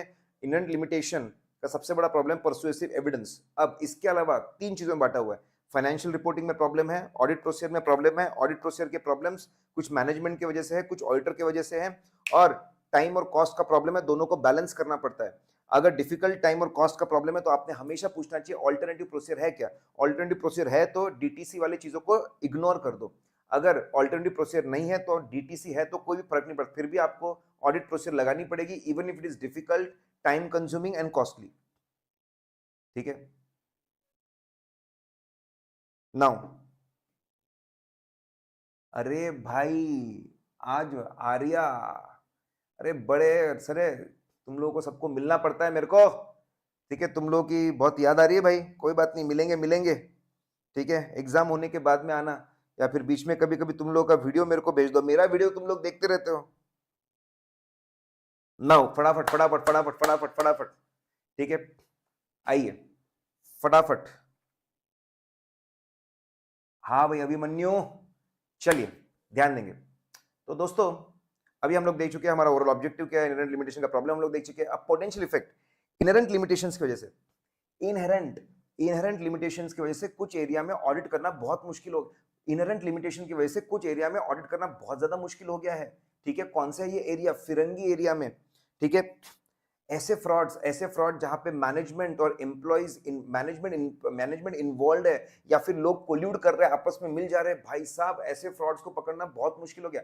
इनहेरेंट लिमिटेशंस की वजह से कुछ एरिया में ऑडिट करना बहुत मुश्किल हो गया, गलतियां पकड़ना मुश्किल हो गया। कौन से एरिया में ऑडिट करना मुश्किल हो गया? फिरंगी एरिया में। फिरंगी होते ही मुश्किल है भाई साहब। तो फ्रॉड जहां पे मैनेजमेंट इन्वॉल्व है या फिर कोल्यूजन ऑफ पीपल इन्वॉल्व है, एम्प्लॉयज इन्वॉल्व है, उसको पकड़ना मुश्किल हो गया। Related party relationships, related party transactions को चेक करना बहुत मुश्किल हो गया है। एंड फॉर कहां कहां पे नॉन कंप्लायंस ऑफ लॉ है, पता नहीं न जाने कहां कहां पे लॉ को तोड़कर आया है। ठीक है, कहां कहां पे लॉ को तोड़ के आया है हमको पता नहीं। Non compliance of law and regulation को पकड़ना मुश्किल हो गया है। गोइंग कंसर्न, ठीक है, गोइंग कंसर्न में क्या इश्यूज है, गोइंग कंसर्न में क्या इश्यूज है उसको पकड़ना मुश्किल हो गया है। गोइंग कंसर्न में क्या मुश्किल है, गोइंग कंसर्न अप्रोप्रिएट है कि नहीं, ये पता लगाना मुश्किल हो गया, इसीलिए स्पेसिफिक स्टैंडर्ड बनाए। ठीक है, फ्रॉड के लिए ऐसे 240 बनाया हुआ है, रिलेटेड पार्टी के लिए 550 बनाया हुआ है, लॉ के कंप्लायंस के लिए 250, आपके कोर्स में नहीं, गोइंग कंसर्न के लिए 570 बनाया गया हुआ है। ठीक है, तो बहुत सिंपल है। इनहेरेंट लिमिटेशन की वजह से चार एरिया में चीजों को चेक करना मुश्किल हो गया है, इसलिए अलग अलग स्टैंडर्ड्स को बनाया गया है। ठीक है, आइए आइए आइए आइए दोस्तों, subsequent discovery of material misstatement. Subsequent discovery of material misstatement क्या बोल रहे हैं, देखो क्या क्या बातें हमको समझानी है। ठीक है, क्या क्या बातें हम लोग को समझानी है, ध्यान दीजिए। ठीक है, ऑडिट करने के बाद अगर सब्सिक्वेंट डिस्कवरी होती है, सब्सिक्वेंट डिस्कवरी मतलब क्या, ऑडिट करने के बाद में हमको कोई बहुत बड़ा मटेरियल मिसस्टेटमेंट मिलता है, कोई बहुत बड़ा फ्रॉड मिलता है, तो उसको बोलते हैं सब्सिक्वेंट डिस्कवरी। आपको दूसरा पॉइंट समझाना है, इट डजंट मीन, इसका मतलब ये नहीं है कि ऑडिट फेलियर है, ऑडिटर ने कहीं पे गलत काम किया, इसका बिल्कुल भी ऐसा मतलब नहीं है। हमको देखना पड़ेगा क्या ऑडिट के 5 फेजेस, ऑडिट का इनिशियल फेज क्लाइंट को सोच समझ के लिया था ना, एंगेजमेंट बराबर बनाया था ना, फिर प्लानिंग बराबर की थी ना, रिस्क असेसमेंट बराबर किया था ना, ऑडिट प्रोसेस बराबर परफॉर्म किए थे ना, एविडेंस बराबर इकट्ठा किया था ना, ओपिनियन बराबर बनाया था ना, डॉक्यूमेंट्स बराबर मेंटेन किए थे ना। अगर 5 फेजेस बराबर स्टैंडर्ड ऑडिटिंग के हिसाब से किया है तो ऑडिट को प्रॉपर माना जाएगा। ठीक है, प्रॉपर माना जाएगा, प्रॉपर माना जाएगा, और सामने वाले को कुछ पनिश नहीं करेगा। मतलब गलती हुई है बिकॉज ऑफ इनहेरेंट लिमिटेशन, हम उसमें कुछ नहीं कर सकते। मतलब जो भी चीज हुई है, जो चीज छूटी है, वो इनहेरेंट लिमिटेशन की वजह से है। लेकिन एक बात ध्यान रखना, ठीक है, आप पुअर क्वालिटी ऑडिट कर रहे हो, स्टैंडर्ड ऑडिटिंग को बराबर लगा नहीं रहे हो, अच्छा एविडेंस आप इकट्ठा नहीं कर रहे हो, और अपने केयरलेसनेस, अपनी नाकामी, अपने केयरलेसनेस को छुपाने के लिए तुम दोष दे रहे हो। ठीक है, अपने अपने केयरलेसनेस और अपनी नाकामी को छुपाने के लिए तुम बोल रहे हो, ठीक है, बोल रहे हो कि इनहेरेंट लिमिटेशन है, ऐसा नहीं चलेगा। तो लेट्स सी गाइस, पहले आपको बताना है what do mean by subsequent discovery, बाद में फ्रॉड, एरर, मिसस्टेटमेंट्स मिलना, फिर आपको बताना है इसका मतलब ऑडिट फेल हो गया, ऑडिटर गुनेगार, ऐसा बिल्कुल भी नहीं है। आपको देखना पड़ेगा कि एसएस के हिसाब से पूरा ऑडिट किया था क्या। ठीक है, किया था क्या, अगर किया था वो कोई गुनेगार नहीं है, प्रॉब्लम इनहेरेंट लिमिटेशन की वजह से। लेकिन आपके बुरे काम, आपके नालायकपना, केयरलेसनेस को आप छुपाओ मत। ठीक है, आप उसको छुपाओ मत, लेस देन परसुएसिव एविडेंस ऐसा बोल बोल के। आप छुपाओ मत उसको कि भाई इनहेरेंट लिमिटेशन का प्रॉब्लम है। आप घटिया क्वालिटी का एविडेंस इकट्ठा कर रहे हो, लेस देन परसुएसिव एविडेंस इकट्ठा कर रहे हो और बोल रहे हो इनहेरेंट लिमिटेशन का प्रॉब्लम है। Please you can not do that. Inherent limitation का मिसयूज मत करो, अपने केयरलेसनेस को मत छुपाओ इनहेरेंट लिमिटेशन के नाम पे। आइए आइए आइए आइए आइए आइए आइए दोस्तों, ठीक है, लेट्स सी गाइस, हम लोग अभी ऐसे 300 में इसको पढ़ चुके थे, ऐसे 300 में इसको पढ़ चुके थे, हमको बराबर काम आने वाला है, हमको बराबर काम आने वाले हैं। आइए, ठीक है, इन्होंने क्या ऐसे 200 बोलता है कि अगर आपको अपना ओवरऑल ऑब्जेक्टिव अचीव करना है तो बहुत जरूरी है आपको आपको और ऑडिटर की पूरी टीम को एथिकल रहना पड़ेगा, एथिकल रिक्वायरमेंट्स को फुलफिल करना पड़ेगा। एथिकल रिक्वायरमेंट्स को फुलफिल करना मतलब क्या? 5 प्रिंसिपल्स को फॉलो करना, 5 प्रिंसिपल्स को फॉलो करना। ठीक है, सीबीआई ऑफिस हमको बताए गए 5 प्रिंसिपल्स कौन से? C for confidentiality, C for competence, B for behaviour, professional behaviour, I for integrity, ठीक है, ओ फॉर ऑब्जेक्टिविटी। जब ये 5 प्रिंसिपल्स को आप फॉलो करते हो तो उसको आपको बताना पड़ेगा पहले कि एथिकल रिक्वायरमेंट्स मतलब एथिकल प्रिंसिपल्स को फॉलो करना मैंडेटरी है। 5 प्रिंसिपल्स फॉलो करने पड़ते हैं, वो बताएंगे आप। और फिर आप इंडिपेंडेंस के बारे में बताएंगे। इंडिपेंडेंस मतलब क्या? डिपेंडेंट नहीं होना, ठीक है, डिपेंडेंट नहीं होना, डिपेंडेंट नहीं होना personally financially business wise dependent नहीं होना, उसको बोलते हैं बीइंग इंडिपेंडेंट। ऑडिट करने के लिए बंदा एथिकल प्लस इंडिपेंडेंट होना चाहिए। बाकी असाइनमेंट्स करने के लिए, जैसे टैक्स की एडवाइजरी देनी है, फाइनेंस का काम करना है, तो बंदा सिर्फ एथिकल होना चाहिए, इंडिपेंडेंस की जरूरत नहीं है। आइए एक एक प्रिंसिपल में आगे जाते हैं। गाइस ये चैप्टर नंबर 11 में भी कवर्ड है, ये चैप्टर नंबर 11 में भी कवर्ड है। इसीलिए क्योंकि ये चैप्टर नंबर 11 में कवर्ड ना दोस्तों, इसीलिए मैं यहां पर उसको कवर कर ले रहा हूं। आइए फटाफट कॉन्फिडेंशियलिटी की हम लोग बात करते हैं। Let's talk about confidentiality. ठीक है ना, जो नॉन पब्लिक इंफॉर्मेशन है उसको सीक्रेट रखना, उसको किसी को बताना नहीं, उसको बोलते हैं कॉन्फिडेंशियलिटी। इसके 2 एग्जाम्पशन है। इफ रिक्वायर्ड बाय लॉ, अगर लॉ बोलेगा तो आप कॉन्फिडेंशियलिटी को बिल्कुल तोड़ सकते हो, या फिर क्लाइंट खुद परमिशन दे रहा है, बेटा तोड़ना कोई प्रॉब्लम नहीं है, जाकर बता कोर्ट को, ये जाकर बता इनकम टैक्स डिपार्टमेंट को, तो बिल्कुल कर सकते हैं। आइए professional competence and due care, now ये professional competence and due care. Competence मतलब क्या होता है? Knowledge and skills. Professional competence मतलब क्या होता है? Knowledge and skills. ऑडिटर की जिम्मेदारी है कि अपनी अपने टीम के नॉलेज और स्किल्स को अटेन करे और उसको मेंटेन करके रखे। नए नए अकाउंटिंग स्टैंडर्ड्स, नए नए स्टैंडर्ड्स, ऑडिटिंग लॉ के चेंजेस, सबको अपडेटेड रखे।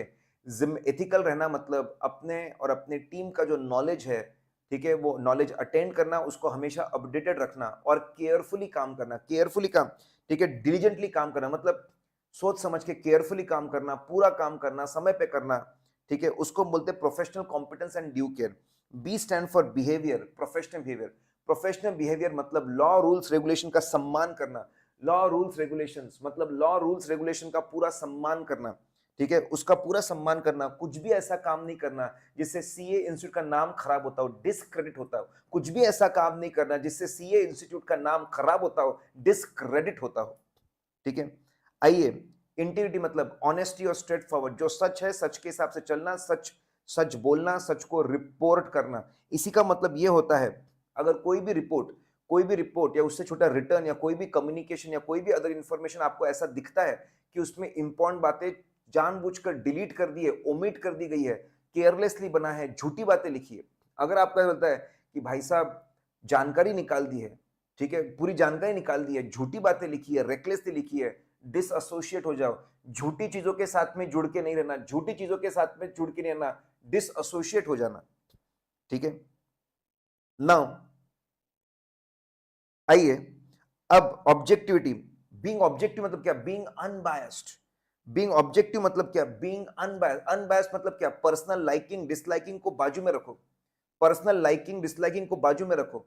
Conflict of interest, personal benefit, सिर्फ पर्सनल बेनिफिट के लिए काम मत करो, अपनी प्रोफेशनल ड्यूटी को चलाओ। और फिर अनड्यू इन्फ्लुएंस, प्रेशर में काम नहीं करना। ध्यान देंगे गाइस, ऑब्जेक्टिव मतलब क्या? प्रेशर में काम नहीं करना, अनड्यू इन्फ्लुएंस में काम नहीं करना, कॉन्फ्लिक्ट ऑफ इंटरेस्ट में काम नहीं करना, सिर्फ पर्सनल बेनिफिट के लिए काम कर रहे, अपनी ड्यूटी को पूरा भूल जा रहे, ऐसा नहीं करना। और अनबायस्ड रहना मतलब पर्सनल लाइकिंग डिसलाइकिंग को बाजू में रख देना। ये 3 चीजें हम बोलते हैं बीइंग ऑब्जेक्टिव। देखो हम चीजों के डिटेल में गए, इंडिपेंडेंस के बारे में हम आगे पढ़ने में तब आ जाएगा। Let's freeze guys. दोस्तों आप बताओगे कि भाई कोड ऑफ एथिक्स में लिखा हुआ है कि एथिकल रिक्वायरमेंट्स को फुलफिल करना पड़ता है, मतलब 5 प्रिंसिपल को फुलफिल करना पड़ता है। सीबीआई ऑफिस उसका शॉर्टकट है। सबके बारे में एक एक दो लाइन आपको लिखनी पड़ेगी, लाइन आपको सबके बारे में लिखनी पड़ेगी, एथिकल रिक्वायरमेंट हो जाएगा। इंडिपेंडेंस के बारे में आपको लिखना पड़ेगा। ऑडिट में एथिकल और इंडिपेंडेंट दोनों रहना पड़ता है, लेकिन बाकी असाइनमेंट में सिर्फ एथिकल रहना पड़ता है, ओनली एथिकल। अच्छा, आज हमारे पास में 9:30 तक का टाइम है, ठीक है, मैं वही बोलूं यार, टाइम कम तो नहीं पड़ रहा है। नहीं, बिल्कुल टाइम कम नहीं पड़ रहा है, 9:30 तक का टाइम है। अब हमारा टाइम 8:15 का हो चुका है। अब हमारा टाइम 8:15 का हो चुका है दोस्तों।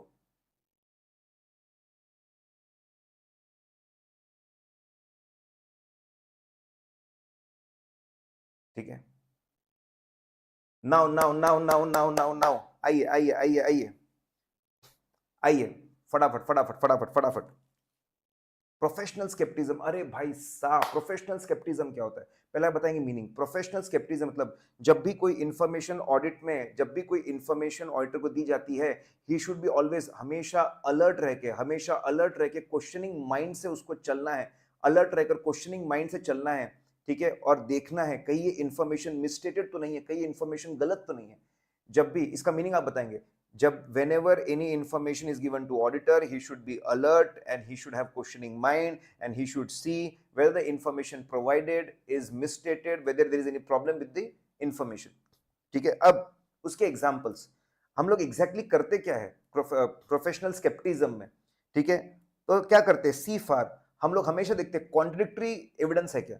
हमको कोई अगर इंफॉर्मेशन मिली कि कंपनी के पास में इतना स्टॉक, हम देखते हैं भाई कॉन्ट्रडिक्टरी इंफॉर्मेशन कहीं से मिल रही है क्या, कुछ मिसमैच कहीं पे हो रहा है क्या, देख लेते। इंश्योरेंस डॉक्यूमेंट से मिसमैच है क्या, देख लेते।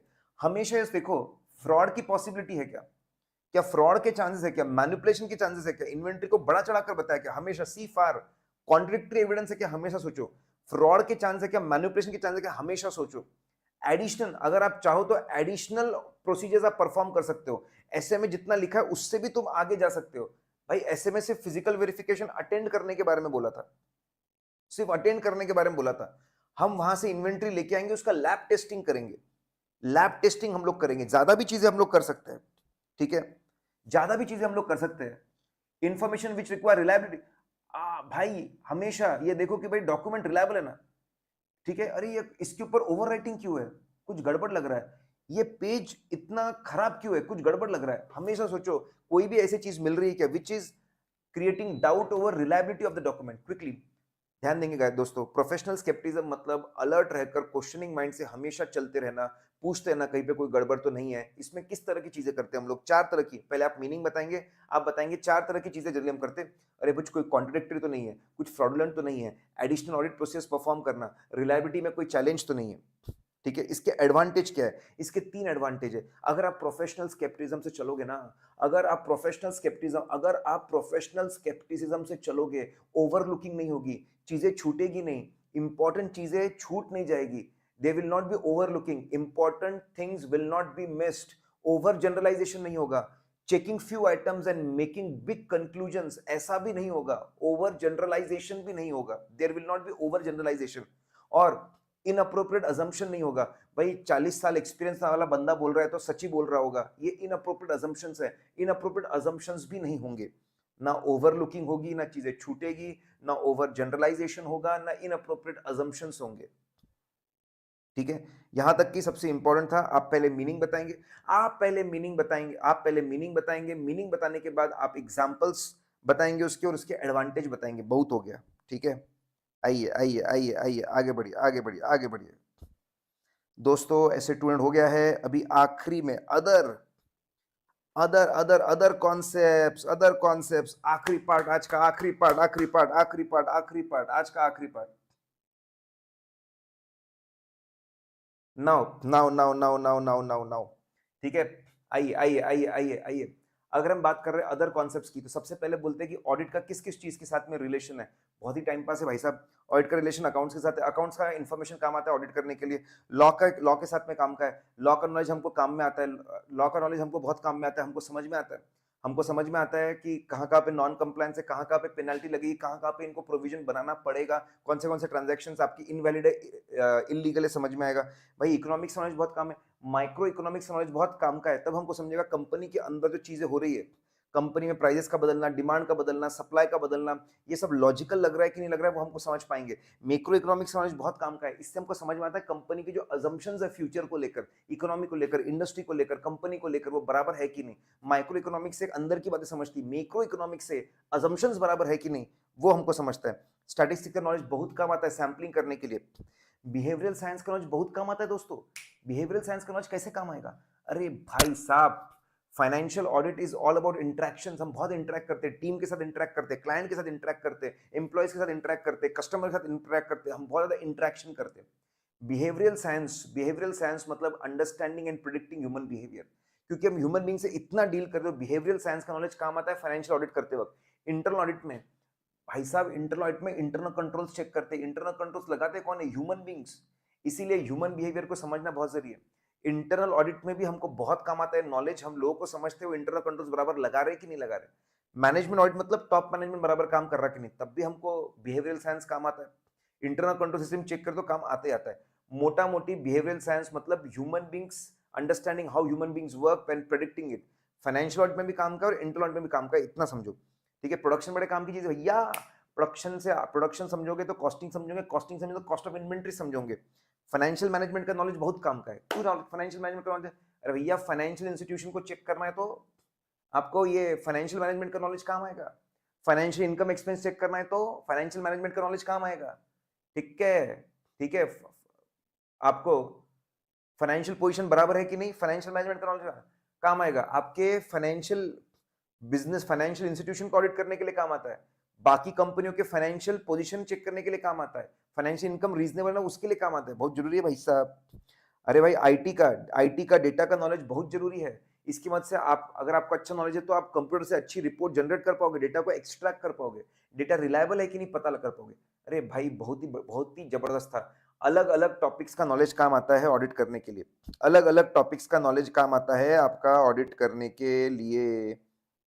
आइए, स्कोप ऑफ द ऑडिट। अरे इतना टाइम पास है, इतना टाइम पास है, मैं क्या बताऊं कितना टाइम पास है। स्कोप ऑफ द ऑडिट, ठीक है, स्कोप ऑफ द ऑडिट।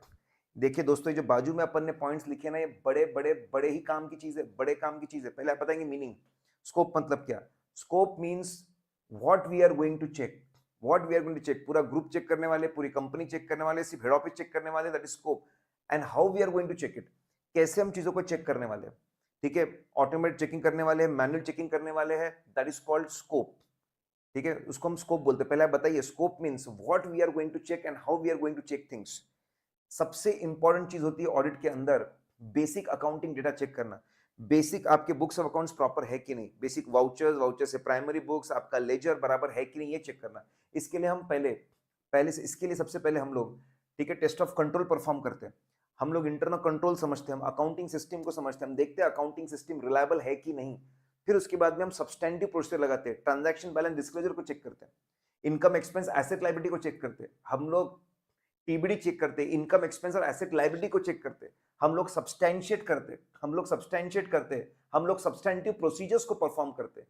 तो आपको बताना है स्कोप में, स्कोप में आपको पहले स्कोप का मीनिंग बताना है। आपको बताना है सबसे बड़ा हमारा टारगेट होता है बेसिक अकाउंटिंग डेटा को चेक करना, उसको हम लोग टेस्ट ऑफ कंट्रोल, फिर सब्सटेंटिव ऑडिट प्रोसेस चेक करते हैं।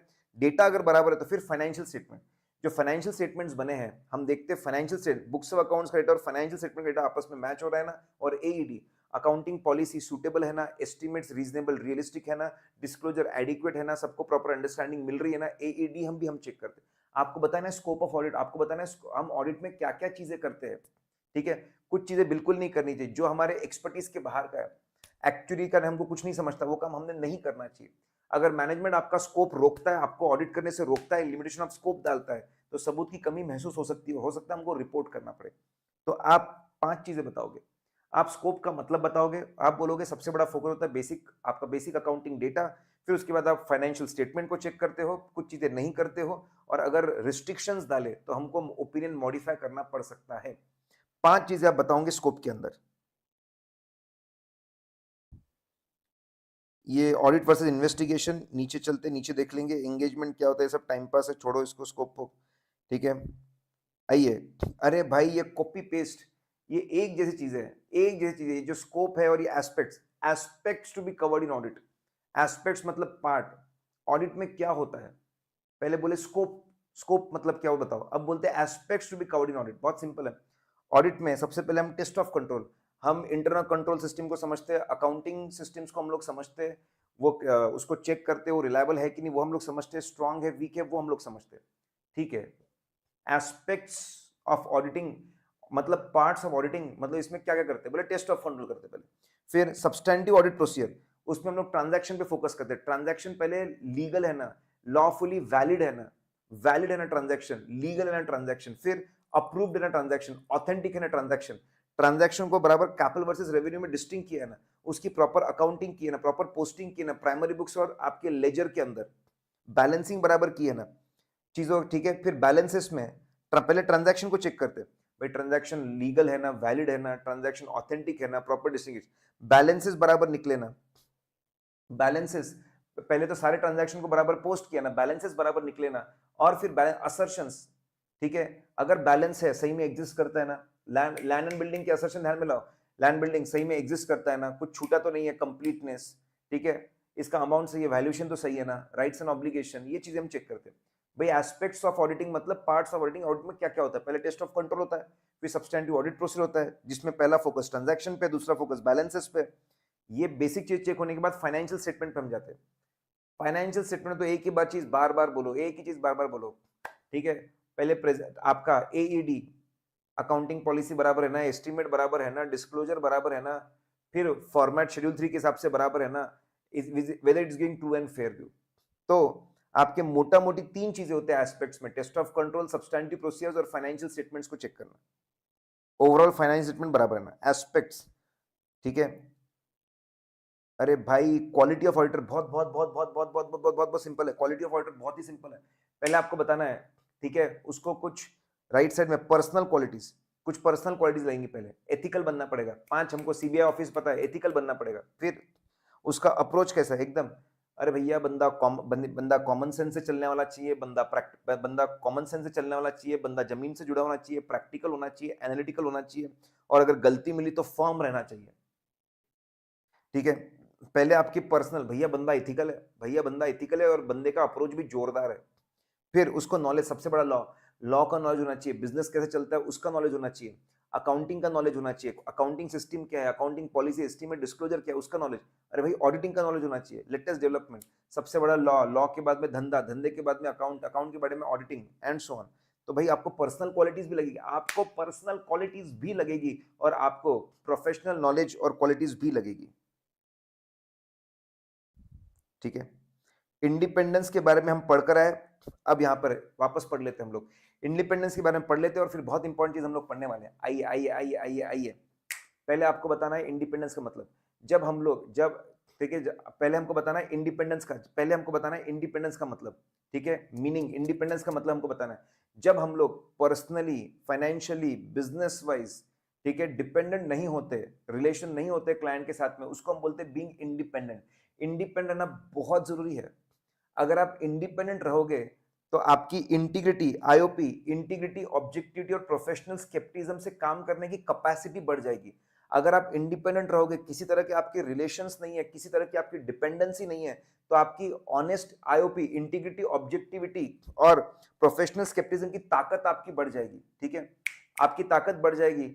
दो एस्पेक्ट है इंडिपेंडेंस ऑफ माइंड, आपका माइंड फ्री होना चाहिए, फ्री होना चाहिए, किसी चीज के ऊपर डिपेंडेंट नहीं होना चाहिए डिसीजंस लेते वक्त, उसको बोलते हैं इंडिपेंडेंस ऑफ माइंड। और इंडिपेंडेंस ऑफ अपीयरेंस, जब भी थर्ड पार्टी आपको और क्लाइंट को देखे, उन्होंने इंडिपेंडेंट आपको समझना चाहिए, ये नहीं समझना चाहिए कि आप बहुत गहरे दोस्त हो और आप तो कभी भी कॉम्प्रोमाइज कर दोगे। इंडिपेंडेंस ऑफ अपीयरेंस आपको समझाना है, ठीक है। और आखिरी में, ठीक है, बहुत सारे ऐसे सर्कमस्टांसेस है जो इंडिपेंडेंस के ऊपर दबाव क्रिएट करते हैं, बहुत सारे ऐसे सर्कमस्टांसेस है जो इंडिपेंडेंस के ऊपर दबाव क्रिएट करते हैं, उसको बोलते हैं थ्रेट्स टू इंडिपेंडेंस। पहले आप बताओगे what do mean by independence, फिर आप बताओगे इंडिपेंडेंस का इंपॉर्टेंस, आप बताओगे इंडिपेंडेंस ऑफ माइंड होता है और इंडिपेंडेंस ऑफ अपीयरेंस। आप पहले इंडिपेंडेंस ऑफ माइंड के बारे में बात करेंगे, इंडिपेंडेंस ऑफ अपीयरेंस के बारे में बात करेंगे, फिर आप थ्रेट्स के बारे में बात करेंगे। आइए थ्रेट्स के बारे में देखिए। पहले आपको थ्रेट्स आइडेंटिफाई करना पड़ेगा, क्या ऐसे सर्कमस्टांसेस जो आपके ऊपर प्रेशर क्रिएट कर रहे हैं, क्या ऐसे सर्कमस्टांसेस जो आपके ऊपर प्रेशर क्रिएट कर रहे हैं, आपको थ्रेट्स देखने पड़ेंगे, अभी थ्रेट्स पढ़ेंगे। फिर अगर थ्रेट्स है तो आपको कुछ ऐसे स्टेप्स उठाने पड़ेंगे जिससे थ्रेट्स को एलिमिनेट किया जा सके या फिर उसको रिड्यूस किया जा सके। आपको सेफगार्ड्स लगाने पड़ेंगे, सेफगार्ड्स करके या तो आप चीजों को एलिमिनेट कर दो, पूरा खत्म कर दो, ठीक है, पूरा थ्रेट खत्म कर दो, किसी के पास में शेयर्स है, शेयर्स बिकवा दो, या फिर कुछ ऐसा करो कि थ्रेट्स का लेवल कम हो जाए, बंदे का डबल सुपरविजन लगा दो, बंदे को बहुत ही लेस इंपॉर्टेंट एरिया दे दो, उसको बोलते हैं थ्रेट के लेवल को रिड्यूस कर देना, ठीक है। तो आपको इंडिपेंडेंस बताना पड़ेगा और थ्रेट्स में आपका अप्रोच क्या होता है। अभी सबसे इंपॉर्टेंट ये चैप्टर नंबर 11, ठीक है, ये चैप्टर नंबर 11 से दोस्तों कनेक्ट हो जाता है। आइए चैप्टर नंबर 11 से कनेक्ट हो जाता है। 5 तरह के threads extremely important, super super super super super super super super super important है, ठीक है। इसके प्रैक्टिकल केसेस, परम क्वेश्चन बैंक का जो 250 इंपॉर्टेंट क्वेश्चंस कराने वाला ना, वो बहुत अच्छे से देखना।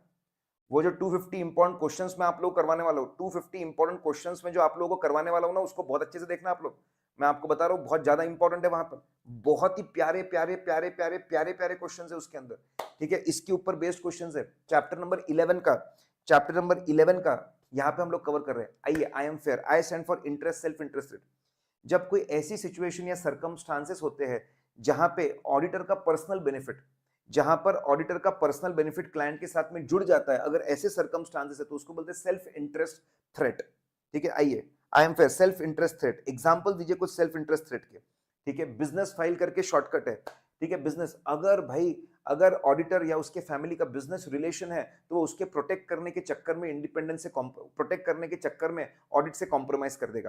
फीस, अगर फीस के ऊपर बहुत ज्यादा डिपेंडेंसी है, फीस कॉन्टिंजेंट है, क्लीन रिपोर्ट देगा तो 50 लाख रुपए, और अगर क्लीन रिपोर्ट देगा तो 50 लाख रुपए, और अगर मॉडिफाइड रिपोर्ट देगा तो 10 लाख रुपए, ठीक है। कॉन्टिंजेंट फीस है, उससे भी दबाव क्रिएट हो सकता है।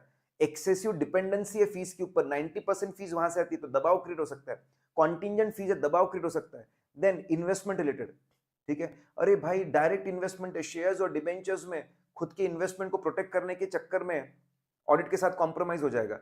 फिर इनडायरेक्ट सिग्निफिकेंट फाइनेंशियल इंटरेस्ट, भाई साहब एक म्यूचुअल फंड में पैसा लगाया, जिसने इन्वेस्ट करके रखा है, उसको बचाने के चक्कर में कॉम्प्रोमाइज हो जाएगा ऑडिट से। लोन लिया है, दिया है, उसके चक्कर में कॉम्प्रोमाइज हो जाएगा।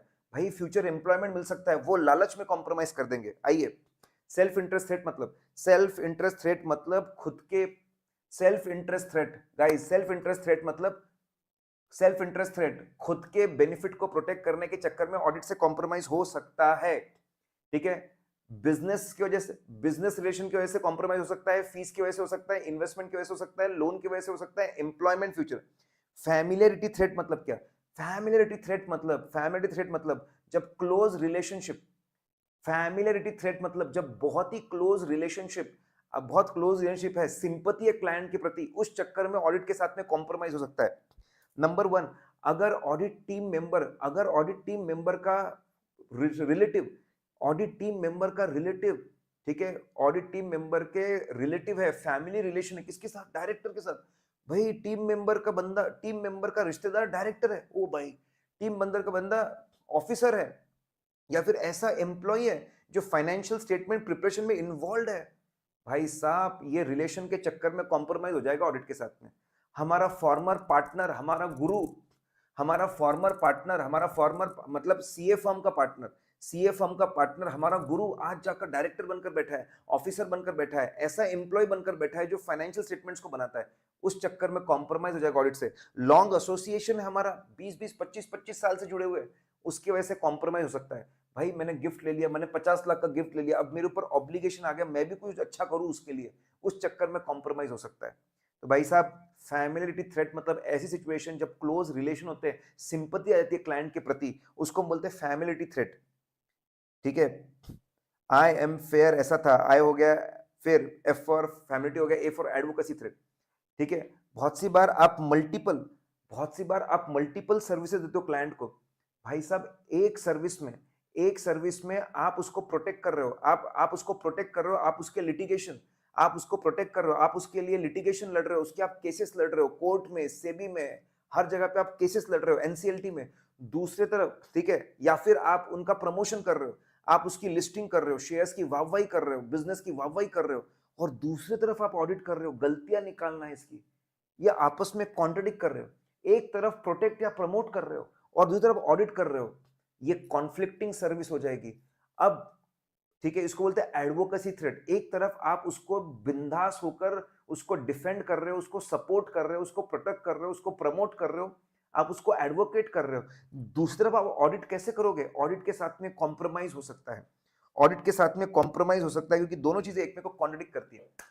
इंटिमिडेशन थ्रेट, दोस्तों इंटिमिडेशन थ्रेट क्या होता है? अगर आपको धमकियां मिलती है, अगर आपको धमकियां मिलती है, भाई तेरे को निकाल दूंगा, तेरे को निकाल दूंगा, रिप्लेस कर दूंगा, तेरा काम कम कर दूंगा, तेरे ऊपर लिटिगेशन ठोक दूंगा, इंटिमिडेशन थ्रेट।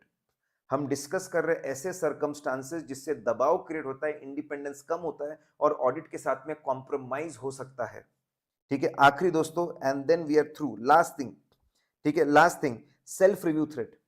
अगर सिचुएशन ऐसी है कि जो काम आपने किया था वही काम वापस चेक करने के लिए आपको मिल गया, उसको बोलते हैं सेल्फ रिव्यू थ्रेट। ये कब होता है? सुन लो दोस्तों फटाफट, कब होता है ये?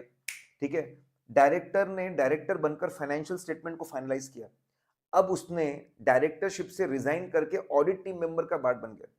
जो बंदा आज तक डायरेक्टर बनकर बैठा था, ऑफिसर बन के बैठा था, फाइनेंशियल स्टेटमेंट बना था, आज सब कुछ बनाने के बाद में वो ऑडिट टीम मेंबर को ज्वाइन कर चुका है। अब वो खुद का काम खुद चेक करेगा, खुद का काम खुद चेक करेगा, सेल्फ रिव्यू थ्रेट। या फिर आपने कोई नॉन नॉन ऑडिट सर्विस इनको दी थी, ठीक है, इनका इंटरनल कंट्रोल सिस्टम तुमने डिजाइन किया था, इनकी अकाउंटिंग तुमने की थी, इनको कंसल्टेंसी तुमने दी थी, और आज तो ऑडिट तुम ही कर रहे हो, आज ऑडिट तुम ही कर रहे हो। ठीक है, वापस इसका मतलब खुद का काम खुद चेक करने वाले हो, सेल्फ रिव्यू थ्रेट हो जाएगा, सेल्फ रिव्यू थ्रेट हो जाएगा दोस्तों। Let's finish off guys. Safeguard के बारे में ज्यादा डिटेल नहीं दिया है, आपको सिर्फ बैकग्राउंड बताया। ठीक है, इंडिपेंडेंस, आपको इंडिपेंडेंस बहुत जरूरी है, उसके बहुत सारे फायदे हैं, इसलिए आपने थ्रेट्स को देखते रहना चाहिए, उसको आइडेंटिफाई करता रहना चाहिए, और आपको थ्रेट्स को सेफगार्ड लाकर कम करते रहना चाहिए। ठीक है, और इससे भी सबसे ज्यादा इंपॉर्टेंट है, सोच समझ के असाइनमेंट लो, जहां पे थ्रेड्स बहुत ज्यादा है वो असाइनमेंट मत लो। ठीक है गाइज, ऑडिट वर्सेस इन्वेस्टिगेशन एकदम आखिरी, एकदम एकदम एकदम एकदम एकदम आखिरी। ऑडिट मतलब क्या? ऑडिट में आपका अल्टीमेट ऑब्जेक्टिव होता है weather financial statements give true and fair view. Investigation में जो आपका ultimate objective keeps on changing. कभी आपको अपॉइंट करते फ्रॉड की चेकिंग करने के लिए, ठीक है, कभी आपको अपॉइंट करते फैक्ट्स पता करने के लिए, सही में जमीन का इतना वैल्यू है क्या, सही में मशीन ऐसी है क्या, सही में फ्रॉड हुआ है क्या, किसने फ्रॉड किया, या फिर इवैल्यूएट सिचुएशन, इन्वेस्टमेंट करना चाहिए क्या, ठीक है, लोन देना चाहिए क्या, एंड सो ऑन। ऑडिट का ऑब्जेक्टिव फिक्स होता है, इन्वेस्टिगेशन का ऑब्जेक्टिव चेंज होता रहता है, उसमें सबसे बड़ा ऑब्जेक्टिव होता है फ्रॉड को चेक करना बहुत बार। ठीक है, दोनों के ऑब्जेक्टिव अलग अलग है, और ऑडिट में कोई प्री कंसीव्ड नोशन नहीं होता। इन्वेस्टिगेशन में हम एक दिमाग में होता है शायद फ्रॉड हुआ है, इसने फ्रॉड किया है, ऐसे फ्रॉड हुआ है। ऑडिट 1 साल के लिए होता है, इन्वेस्टिगेशन 6 महीने 1 साल उससे ज्यादा के लिए भी हो सकता है। ऑडिट का जो स्कोप होता है, ठीक है, वो बहुत ब्रॉड, पूरे फाइनेंशियल स्टेटमेंट होता है। इन्वेस्टिगेशन में एक particular income, expense, asset, liability या लोकेशन कवर होता है। ऑडिट के पावर्स लिमिटेड होते हैं, इन्वेस्टिगेटर के पावर्स बहुत ज्यादा होते हैं। ठीक है, वो ओथ ले सकता है, ओथ ले सकता है कि भाई बंदा सच बोल रहा है, नहीं बोल रहा है, सरप्राइज, बहुत सारी चीजें कर सकता है इन्वेस्टिगेटर जो ऑडिटर नहीं कर सकता। तो दोनों असाइनमेंट एकदम अलग अलग है, माना दोनों में एग्जामिनेशन इन्वॉल्व है, लेकिन दोनों असाइनमेंट अलग है। एक फिक्स्ड है, एक में बदलता रहता है, एक में फ्रॉड के पीछे हम लोग भागते हैं। ठीक है दोस्तों, आई होप आपकी दिमाग में क्लैरिटी है। प्लीज प्लीज प्लीज मेरी बात ध्यान रखना, प्लीज प्लीज प्लीज। ठीक है, रैपिड रिवीजन आपको प्लीज ध्यान रखना, 2 दिन का क्यूमुलेटिव रिवीजन और पहले का क्यूमुलेटिव ओवरव्यू, 2 दिन का क्यूमुलेटिव रिवीजन, पहले का क्यूमुलेटिव ओवरव्यू, दो cumulative revision, cumulative overview, cumulative revision, cumulative overview. अगर बहुत बढ़िया लगा, मजा आया, तो जरूर से कमेंट डालना दोस्तों। लाइक और कमेंट्स रहने चाहिए, लाइक्स और कमेंट्स रहने चाहिए सबके साथ में। आपने इसको शेयर करना चाहिए, इसका पूरा मजा लेना चाहिए। Bye bye.